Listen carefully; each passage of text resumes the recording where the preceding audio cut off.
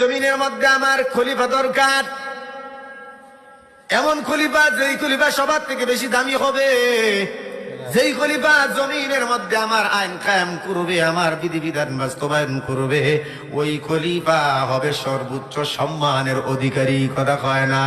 এজন্য বাবা আদমকে এত মর্যাদা শুরুতেই দিয়ে দিলেন। সব ফেরেশতা সাজদায় লুটায় পড়লো।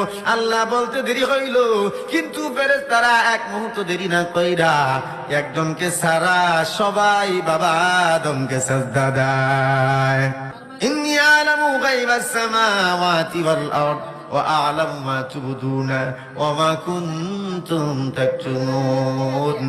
আমি সব জানি, যা তোমরা গোপন করো, প্রকাশ করো, সব খবর কিন্তু আমি আল্লাহ জানি। আল্লাহ বুঝাতে চাইলেন, রে ফেরেশতাদের দল, তোমাদের দিয়া জিন জাতি তাড়াইলাম, মনে মনে খুশি হইছো, তোমরাই বুঝি শ্রেষ্ঠ জাতি।